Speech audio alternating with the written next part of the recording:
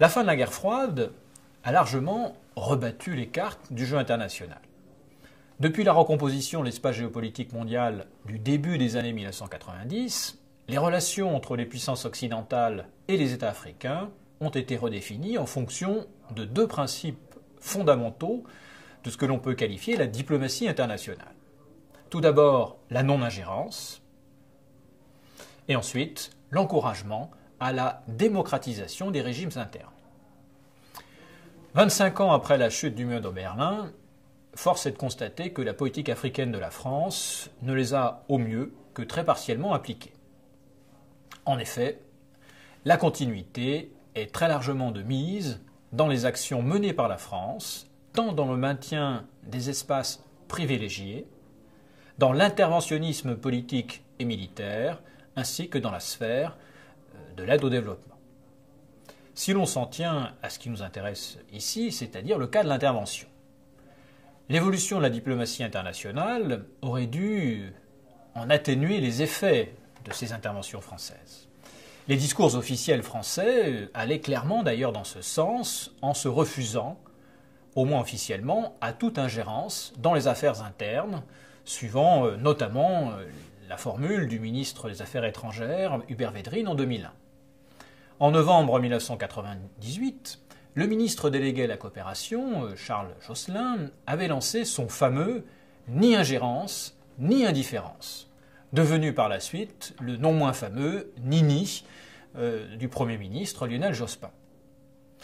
Le temps où Louis de Guiringaud, diplomate français et ministre des Affaires étrangères de Raymond Barre, déclarait à l'Express en 1979 « L'Afrique, je cite, est le seul continent qui soit encore à la mesure et la portée de la France, le seul où elle peut, avec 500 hommes, changer le cours de l'histoire. » Eh bien, ce temps paraissait, ou du moins on voulait que ce temps soit définitivement révolu. D'ailleurs, les nouvelles orientations de la politique de coopération militaire française s'inscrivaient résolument dans cette stratégie de normalisation des relations franco-africaines. Cette stratégie reposait sur trois principes. La réduction de la présence permanente française sur le continent, la multilatéralisation face aux nouveaux dangers et la volonté de transférer aux Africains la prise en charge de leurs conflits. La stratégie RECAMP, donc de renforcement des capacités militaires, mise en place à partir de 1997, côté français, visait particulièrement à développer les capacités militaires africaines et donc à éviter le plus possible l'intervention directe des forces armées françaises, moyens prépositionnés ainsi que forces d'intervention, forces de projection, sur le continent africain. Parallèlement, on a beaucoup insisté, notamment le milieu universitaire, sur le fait que la fin de la guerre froide aurait fait perdre de son intérêt stratégique à l'Afrique, au point de provoquer le désintérêt des grandes puissances, qui, en ce qui concerne la France, se serait traduit par une certaine normalisation des relations franco-africaines. 2 décennies après la chute du mur de Berlin, en 1989, le constat est différent et la perspective sur un temps plus long que la seule décennie des années 1990 souligne combien le continent africain se trouve plus que jamais au cœur d'une rivalité planétaire comme il n'en avait probablement pas connu depuis la fin du XIXe siècle. Aux anciennes puissances, la France en premier, se sont ajoutés les États émergents, Chine, Inde, Brésil, autour de la recherche des matières premières, mais aussi d'un immense marché africain en devenir qu'il faut conquérir, ou du moins sur lequel il faut commencer à se positionner. Les questions sécuritaires ont en outre été replacées au cœur des relations internationales depuis les attentats du 11 septembre 2001. Ce qui a redonné une importance stratégique manifeste à l'Afrique méditerranéenne et subsaharienne également, pour la France mais aussi pour l'Europe. Il s'agit ni plus ni moins que de sécuriser la Méditerranée et ses marges subsahariennes.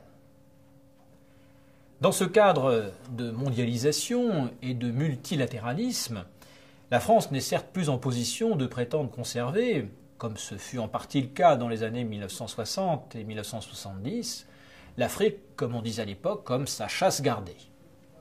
Dans les pays francophones, elle n'est plus seule, même si elle y est encore très présente, voire dans certains pays prédominante.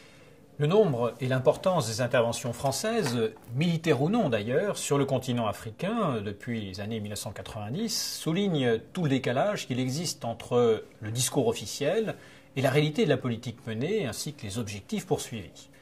Je n'ai pas lieu ici de citer toutes ces interventions, signalons parmi les principales, celle en République centrafricaine en 1996 et surtout depuis les années 2000 en Côte d'Ivoire, intervention militaire décisive, au Mali bien sûr depuis janvier 2013, de nouveau en République centrafricaine depuis 2014.